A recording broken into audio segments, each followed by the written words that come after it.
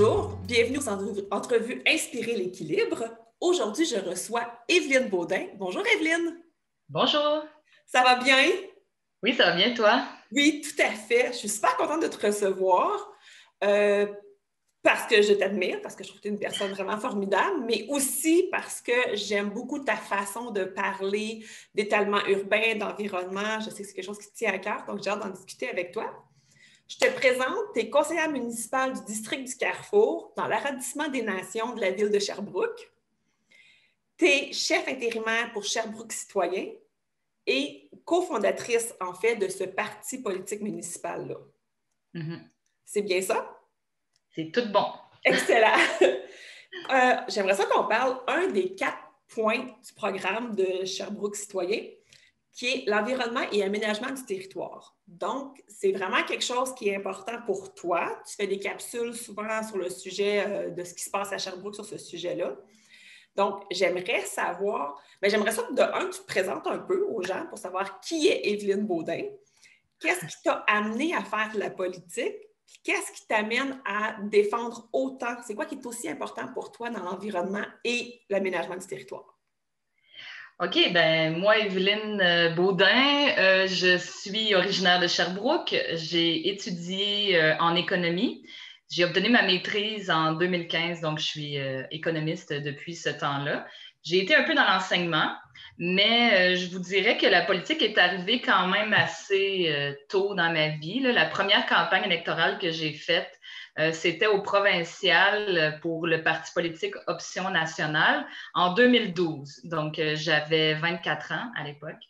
Et ensuite, je me suis dit, il faudrait bien que je connaisse mieux ce qui se passe chez moi. Tu sais, je m'étais rendu compte, comme beaucoup de monde, que je connaissais mieux les enjeux nationaux du Québec que les dossiers très locaux là, de proximité à Sherbrooke.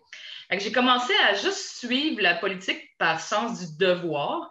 Puis, je me suis comme rendu compte qu'il y avait bien des choses qui se passaient qui me dérangeaient. Je trouvais que souvent les dossiers étaient mal planifiés, les choses se passaient un peu étrangement. Puis, quand j'ai fait mon porte-à-porte la première fois au municipal en 2013, j'ai appris plein de choses en discutant avec les gens durant ce porte-à-porte-là. Puis c'est vraiment là que j'ai eu la piqûre, en fait. C'est drôle, c'est pendant la campagne électorale, je dirais, là, que j'ai encore plus eu la piqûre du municipal. Puis j'ai pleinement réalisé, puis je continue encore à le réaliser de plus en plus à tous les jours, à quel point le municipal, c'est un palier qui a beaucoup de potentiel, que je trouve qui est souvent sous-estimé. Et c'est un palier qui est accessible. Tu sais, moi, je vous dis, la première campagne que j'ai faite, j'avais 25 ans, j'étais pas connue du tout. J'ai juste fait mon porte-à-porte, puis j'ai failli être élue. J'ai perdu par 200 votes sur 12 000 personnes là, ou 10 000 électeurs ou quelque chose comme ça. Fait que, tu sais, c'était fou, là. Moi, j'en revenais pas. Je suis là comme, OK, moi, citoyenne de Sherbrooke, je peux me lever un matin puis devenir, tu sais, si je mets l'énergie puis tout ça, ça se pourrait que je devienne une élue qui est capable d'avoir un véritable pouvoir de changement dans ma communauté. Fait que ça a été un peu ma révélation en 2013. Et ce qui m'a amené, je dirais, au niveau de l'environnement, les premières choses qui sont venues m'interpeller, c'était les manières de se déplacer dans notre ville. Je trouve, encore une fois, là, il n'y a pas longtemps, je roulais en auto sur la rue King, puis c'était complètement déneigé et le trottoir était complètement encombré avec la neige et il y avait un monsieur d'un certain âge qui marchait dans la rue King avec sa canne parce que le trottoir était mal déneigé. Après ça, je me dis, c'est pas normal que ce soit plus facile de se déplacer en voiture qu'à pied ou en vélo. Ça veut dire qu'il y a un problème. On n'encourage peut-être pas suffisamment les moyens de transport qui ont moins d'impact sur notre environnement. Fait que tout ce qui est mobilité, transport et tout ça, ça se passe beaucoup au municipal. Puis, c'est aussi la manière dont on développe nos villes. Moi, je viens d'un quartier là, de très banlieue, de toutes des maisons. Puis, il n'y en avait pas. Là, on avait un dépanneur quand j'étais petite, il n'existe plus aujourd'hui. Mais tu sais, c'était la seule chose qu'on pouvait faire à pied. Fait que là, je trouve que les villes aujourd'hui se construisent avec des gros quartiers résidentiels, des gros quartiers commerciaux, des gros quartiers industriels. Puis la seule façon de se déplacer efficacement d'un quartier à l'autre, c'est par des moyens motorisés. Généralement, l'automobile, c'est ce qui offre le plus de liberté dans nos moyens de déplacement à cause de la façon dont on développe nos villes. Fait que ça, c'est pas mal ce qui m'a animée au départ puis qui continue de m'animer aujourd'hui. Mais j'ai découvert aussi plein d'autres choses par rapport à l'environnement, mais je ne veux pas devancer peut-être tes questions. Là. Non, ben c'est ça. Pour ce qui est du transport durable, effectivement, qu'à Sherbrooke, c'est un enjeu problématique. Il y a beaucoup de choses qui se font, il y a beaucoup de choses qui se développent grâce à des élus, grâce à d'autres, au BNL, au BSL, en tout cas, organismes sans but lucratif, qui font des choses, mais c'est encore quelque chose qui n'est pas valorisé ici. Tu sais, moi, quand j'ai eu ma fracture, j'étais dans le plâtre plusieurs semaines.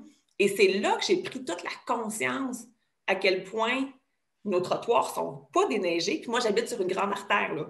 Puis les trottoirs étaient rarement déneigés. Me déplacer sans... Parce que j'étais capable de marcher avec une petite marchette ou avec mes béquilles, mais ce n'était pas adapté. Et le transport en commun, des fois, c'est 1h30 d'autobus pour me rendre à quelque part qui est à 15 minutes, tu sais. Donc...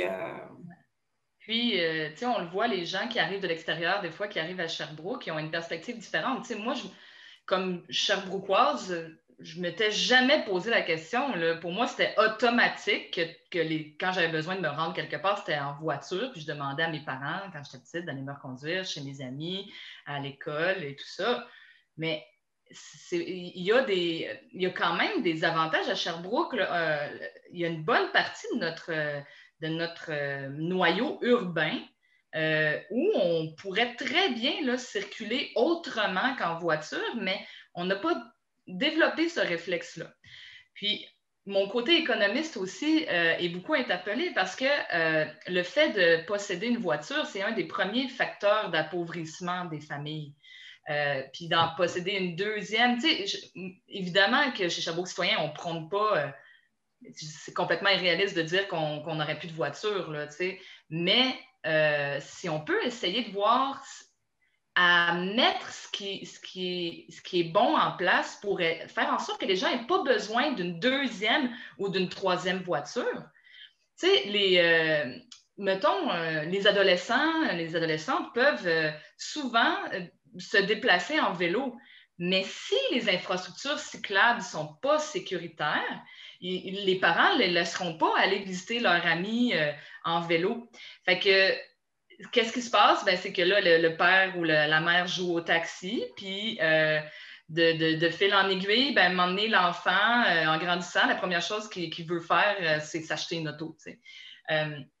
Et ça, c'est un des gros facteurs d'appauvrissement dans les familles parce que moindrement il y a un problème mécanique, quelque chose, on se retrouve un peu démunis. Fait que je dirais que pour moi, c'est drôle parce que souvent les gens pensent que vu que je suis économiste, j'ai une certaine vision des choses, mais de prôner une bonne gestion de nos ressources, un bon développement de nos villes, c'est parfaitement en cohérence avec les principes de développement économique qui sont universellement reconnus là, dans le milieu scientifique. Donc, il faut vraiment essayer de penser différemment les choses, puis de les penser en matière en proximité, parce que le changement commence tout le temps par des actions par un petit projet pilote ici qui tout à coup devient populaire, qui tout à coup inspire une autre place, puis que ça grossit. En tout cas, moi, je crois beaucoup à ça.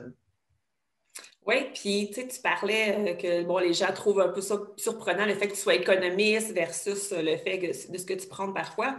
Puis c'est quelque chose qui revient souvent en environnement, parce que les gens ont l'impression que si on prend beaucoup tout ce qui est environnemental, on va tuer l'économie.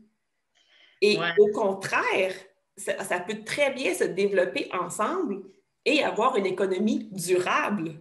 Donc, c'est Absolument. possible. En fait, moi, il existe des économistes, là, moi, j'ai déjà entendu, je pense que c'était Claude Montmarquette là, de l'Institut économique de Montréal, qui est à peu près le seul économiste à l'Institut économique de Montréal, euh, qui disait que dans des périodes de crise économique, il faut moins investir en environnement, puis que les priorités changent durant les périodes de crise économique. C'est totalement, je ne partage pas du tout cette vision-là. Le gaspillage, c'est quelque chose qui est fondamentalement mauvais en économie. C'est une mauvaise gestion des ressources. Quand j'ai des vieux meubles en bois qui se retrouvent à l'enfouissement alors qu'ils pourraient être revalorisés par une entreprise, c'est du gaspillage. Ce n'est ni bon pour l'environnement, ni bon d'aucune façon pour l'économie. Donc, moi, je ne crois pas du tout à cette espèce de contradiction. Au contraire, c'est une complémentarité. Le développement économique doit se faire selon certaines... je veux dire, l'économie doit être au service des gens. Si l'économie n'est pas au service des gens, on passe complètement à côté de la traque. Donc, le développement économique doit se faire de sorte que les inégalités sont les moins grandes possibles et que les ressources sont bien gérées. Ce sont les deux plus gros défis mondiaux en économie, c'est-à-dire diminuer les inégalités et faire un développement qui va faire en sorte que la planète ne sera pas complètement calcinée d'ici quelques années. Oui, puis l'économie circulaire rime souvent avec une économie locale versus l'exemple, les meubles, on va surtout les acheter ailleurs, tandis que si on les prend dans l'économie circulaire, ben c'est souvent les petits marchands, les entreprises, des choses comme ça de notre coin qui vont les revendre, les revaloriser. Ça fait tourner la roue de notre ville. Absolument. Puis, tu sais, on peut penser au niveau de la gestion des matières résiduelles. Je trouve qu'il manque énormément d'économie circulaire. Actuellement, on a des points de dépôt volontaires pour le verre. Ça, c'est quelque chose qui a été obtenu grâce à la mobilisation citoyenne puis qui a été instauré par les municipalités. Fait que ça démontre un peu l'importance du municipal. Mais ces points de dépôt-là, pour moi, ne sont pas encore au top parce que ça fait juste en sorte que le verre ne se mélange pas avec les autres puis que ça peut être... refondu, puis après ça, refaire du verre. Mais mon pot de confiture, là, une fois que j'ai plus de confiture et qu'il a été lavé, il peut très bien servir à remettre de la confiture. Et l'entreprise, la personne qui fait de la confiture, qui est située ici à Sherbrooke, bien, elle va augmenter ses profits si elle n'a pas besoin d'acheter à chaque fois des pots de confiture, ou bien qu'elle les achète à des prix réduits. Donc, il y a vraiment des choses à améliorer dans le système économique qui vont à la fois aider à la prospérité de ces entreprises-là et faire en sorte que le verre ne se retrouve pas, par exemple, ou que des matières qui sont encore bonnes ne se retrouvent pas enfouies de telle façon qu'ils sont comme...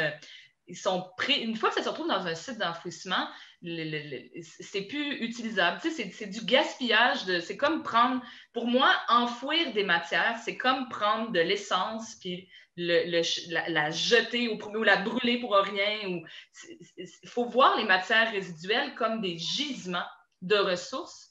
Puis, il faut juste utiliser la créativité, c'est ça la beauté de l'être humain. Il faut utiliser notre créativité pour voir comment est-ce qu'on peut réutiliser ces ressources-là, les ramener dans l'économie, d'où le concept d'économie circulaire. Oui, ben, tu parlais des pots, tu sais, la consigne, c'était quelque chose qui existait à l'époque. Là. Tout était consignable et consigné, et oui, on l'a perdu.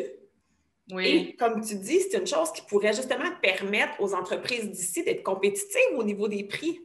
Moi, je crois énormément à la consigne. Ce n'est pas nécessairement une position qui est très populaire, je dirais, là, dans le milieu, même chez les citoyens. Il y en a qui ne veulent pas la consigne pour différentes raisons, mais ça reste le moyen le plus efficace parce que le simple fait qu'il y a des gens qui fouillent dans les poubelles pour aller chercher, tu sais, ils font le recyclage pour toi, là. Fait qu'il y a un incitatif là qui fonctionne. Le problème actuellement de la consigne, bon, il faut vraiment que ce soit modernisé. Il faudrait sans doute que les prix de la consigne soient augmentés, que le nombre d'articles consignables soit augmenté. Puis il faudrait aussi, par exemple, qu'on arrête d'autoriser qu'il y ait 12 000 modèles de bouteilles de bière, puis qu'il y en ait juste un, puis que, tu sais, mais ça demande énormément de coordination, entre autres au niveau national. Et un des gros défis qu'on a en politique, c'est la puissance des lobbies. Il y a des gens qui ont des intérêts particuliers et qui tentent, avec toutes leurs ressources et tout leur argent, d'influencer le pouvoir pour retarder des projets, faire en sorte que ça arrive jamais ou que ce soit compliqué. Ou même des fois, on voit des cas où est-ce qu'il y a un filtre carrément, là, des groupes militants puis qui leur mettent des idées dans la tête ou qui font circuler des informations des études scientifiques, supposées scientifiques, mais par des centres de recherche qui ont été payés. Je ne suis pas dans la théorie du complot, là. Je suis juste en train de vous dire que ça existe des lobbies, des gens qui ont des intérêts et qui ont un pouvoir politique quand même trop important, je vous dirais. À l'échelle de la ville de Sherbrooke, là, on parlait beaucoup des matières résiduelles, mais honnêtement, les promoteurs immobiliers, ceux qui développent notre territoire, c'est des gens qui ont des intérêts. On a tous des intérêts, vous, moi, c'est normal. Eux, ils ont un intérêt. Ils sont dans la business du développement immobilier et leur but, c'est d'essayer de pouvoir développer sans contrainte. Et à chaque fois qu'on rajoute une contrainte, ils ne sont pas contents. C'est normal. Ça va contre leur intérêt premier là, de faire des profits en faisant ce qui est dans leur business. Puis nous, comme élus, c'est notre travail de résister, de se mettre des outils, d'être intègre et de garder à l'esprit ce pourquoi on a été élu, c'est-à-dire défendre les intérêts communs de la population. Et ça ne fit pas toujours ensemble. Je ne sais pas, et encore une fois, comme économiste, des fois, j'ai l'impression que les gens pensent que les intérêts du marché, magiquement, vont fitter avec les intérêts de la population. Et ce n'est pas vrai. Je veux dire, tous les économistes vont vous le dire, le marché a des failles. Il y a des choses qui fonctionnent assez bien dans le marché, mais de s'en remettre entièrement au marché, c'est complètement ridicule. Il y a des failles et si notre but, c'est le bien-être économique et le bien-être général des gens, alors, il faut qu'on mette certaines balises, certaines contraintes autour de tout ça, des règles du jeu à respecter. Fait que c'est ça. Promoteur, donc je ne peux pas ne pas parler d'étalement urbain avec ça. Donc, c'est clairement un enjeu à Sherbrooke, mais partout au Québec. Donc, j'aimerais ça que tu nous expliques c'est quoi l'enjeu véritable de l'étalement urbain, parce qu'il y en a qui voient ça comme étant positif. Les gens ne comprennent pas l'aspect négatif de ça. Je pense que tu en as parlé un peu tantôt en parlant du fait que le transport et tout, mais pourquoi on ne devrait pas prioriser l'étalement urbain? Dans un bon système économique, les gens qui payent pour quelque chose devraient être ceux qui sont concernés. Actuellement, dans une ville, il y a souvent un noyau urbain un peu plus dense.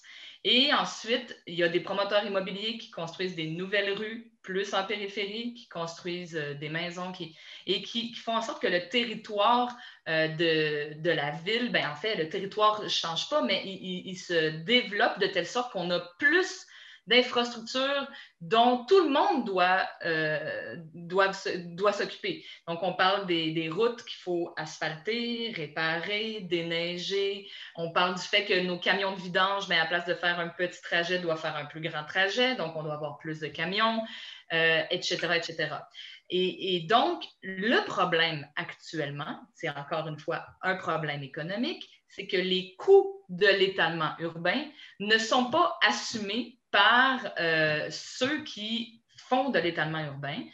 Donc, quand on achète, imaginez, vous achetez une maison unifamiliale en périphérie, vous allez payer vos taxes à vous, vous allez payer tout ça, mais toutes les personnes qui habitent dans le noyau urbain, par leur compte de taxes aussi, d'une certaine façon, doivent payer pour ce dont vous bénéficiez. Donc, en théorie, s'acheter une maison en périphérie, sur un très grand terrain, excentré, loin des services et tout ça, ça devrait être accessible seulement aux personnes qui peuvent se payer ce luxe-là. Mais là, actuellement, les gens qui habitent plus au centre subventionnent un peu, d'une certaine façon, la périphérie. Puis, ce qu'on dit, c'est pas nécessairement qu'il faut que ça devienne impossible de le faire. C'est juste qu'il faut que ce soit les bonnes personnes qui payent les bonnes choses. C'est un peu comme pour... imaginez, je vais vous donner un autre exemple. Il y a une station-service qui s'installe sur notre territoire pendant des années et des années à vendre de l'essence, puis un jour, elle ferme, puis elle s'en va. Et c'est elle qui devrait payer pour la décontamination du sol. Ça ne devrait pas être la communauté qui paye pour décontaminer ce sol-là qui a été souillé par son activité commerciale. Fait que c'est un peu, en environnement, on parle souvent du concept d'externalité.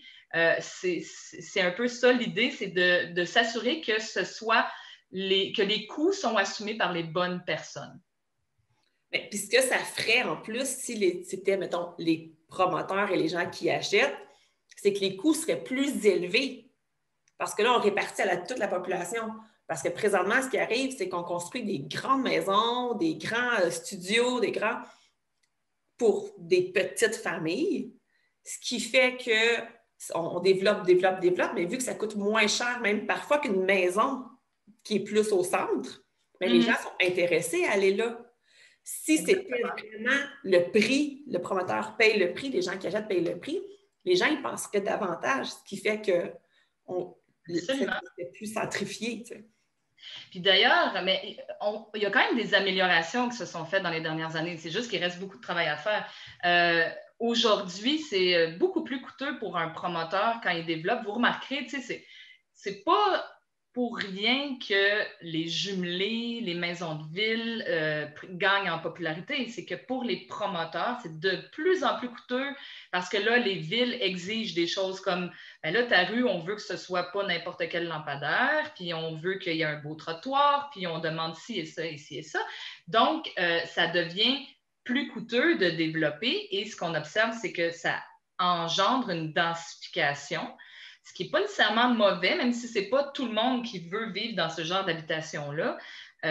Au moins, le terrain qu'on va avoir déboisé va servir à accueillir plus qu'une famille.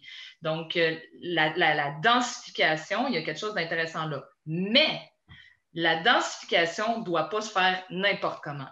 D'aller construire un quartier très densifié à l'autre bout de la ville avec aucun commerce, aucune mixité, ça ne donne strictement rien à personne.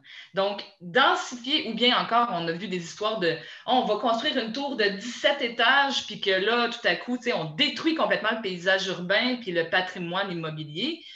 Ça non plus, là, c'est pas positif pour les gens. Donc, il y a moyen de faire du développement, de l'aménagement du territoire qui est intelligent, qui fait de la préservation du patrimoine, qui assure une certaine proximité, qu'on réfléchit à la manière dont les gens vont se déplacer avant de construire plutôt que de se dire « Oups, il y a un problème de circulation dans ce secteur-là, on va aller voir comment on peut le corriger ». Fait que la manière de construire, d'habiter nos villes, c'est un enjeu super important. Puis en plus, et c'est ça qui est excitant dans le municipal, c'est que les décisions qu'on prend sont irréversibles. On vit avec ça pour le restant de nos jours. Fait que ça ajoute de l'importance à chacune des décisions qu'on prend. Fait que quand on dit, OK, ben on autorise un développement dans tel secteur où il y avait un boisé avant, bien, le boisé, il disparaît pour toujours puis il ne reviendra pas. Fait que il faut vraiment être sûr que ça a valu la peine de sacrifier ce boisé-là puis de faire quelque chose d'intelligent à cet endroit-là.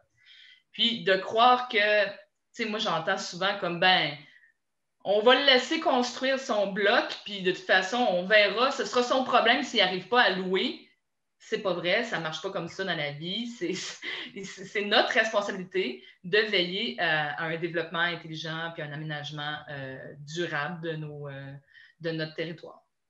Et ça, c'est encore la preuve que c'est possible de rallier économie et écologie, environnement. C'est possible de construire des choses, mais de le faire en tout respect de l'environnement.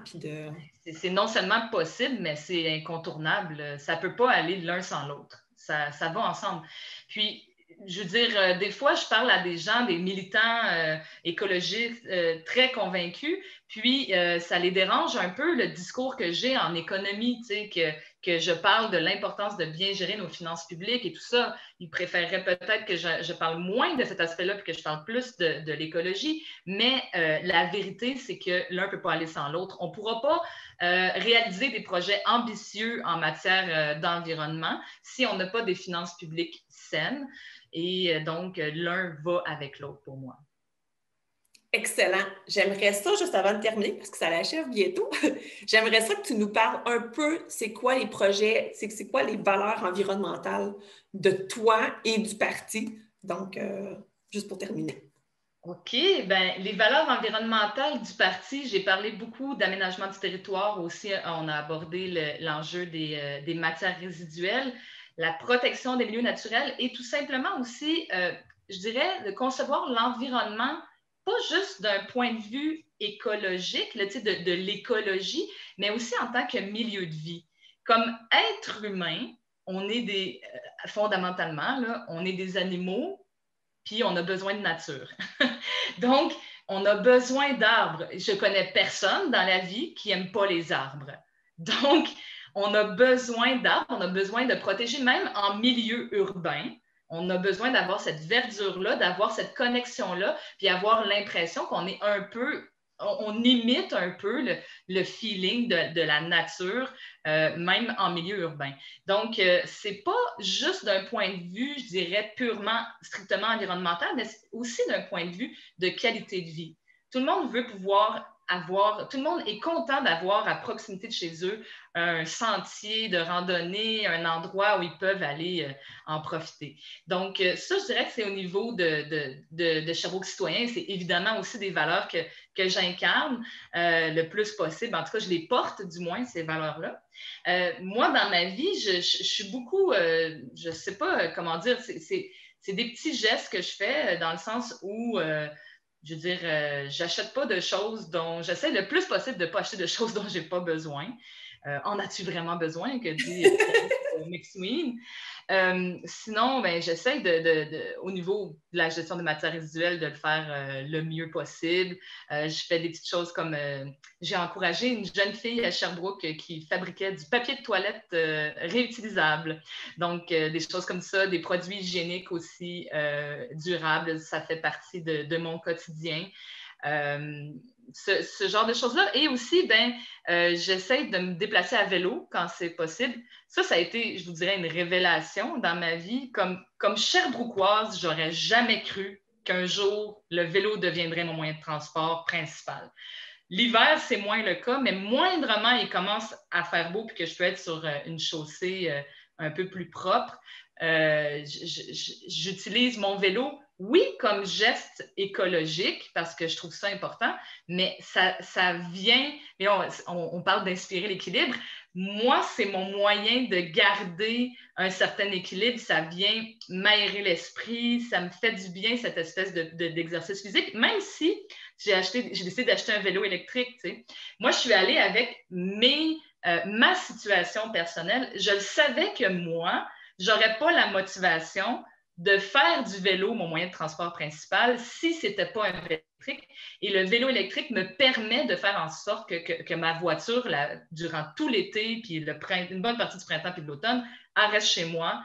Fait que c'est des choses comme ça que j'essaie d'incarner, mais au bout du compte, je suis une personne ordinaire dans le sens que je vis dans un bungalow, dans un quartier résidentiel typique de Sherbrooke, mais j'essaie le plus possible d'adapter mon mode de vie pour faire des gestes qui puissent être significatifs. Un petit geste à la fois. Exact. Puis c'est sûr que, tu sais, Sherbrooke en vélo pas électrique, c'est quelque chose. Oui, ça dépend du trajet qu'on a à faire, mais puis de notre forme, puis tout ça, mais j'ai préparé en fait une vidéo sur les vélos électriques là, que j'espère bientôt pouvoir partager pour pouvoir convaincre les gens d'utiliser ce moyen de transport-là qui vraiment peut remplacer très bien la voiture sans avoir à faire de sacrifices dans nos modes de vie, je trouve. Fait que j'espère pouvoir communiquer cette nouvelle découverte-là à la population. Ah, ben super. Justement, j'ai eu en entrevue quelqu'un qui a une entreprise de vélo puis qui fait essayer des vélos, mais pas des vélos électriques, mais qui fait essayer des vélos justement pour donner le goût aux gens. Fait que, je pense que ça fait partie de l'avenir, que plus de gens fassent de vélo. Absolument. Merveilleux d'inspirer les gens comme ça. Hey, merci beaucoup, Evelyne. C'était super intéressant. J'espère que ça va continuer de se développer à Sherbrooke, que tout le transport durable, surtout, s'épanouisse à Sherbrooke. Merci pour le travail que tu fais pour les citoyens et pour l'environnement, l'aménagement du territoire. Et puis, on va te suivre dans les prochains mois. Et merci, Hélène. À bientôt. À bientôt. Bye. Bye.